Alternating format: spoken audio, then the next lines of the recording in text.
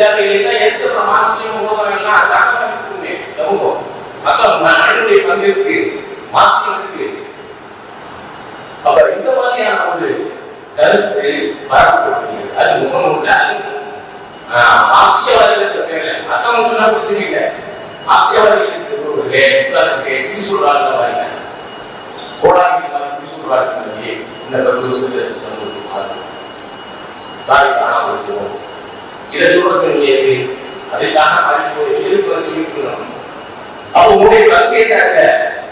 இப்ப மனிதனுடைய சிந்தனை பங்கே இல்லையா? அப்ப இந்த புயலை தான் இன்றைக்கு சமூக இயக்கத்தினுடைய நடவடிக்கைகள் பாதிக்கிறது.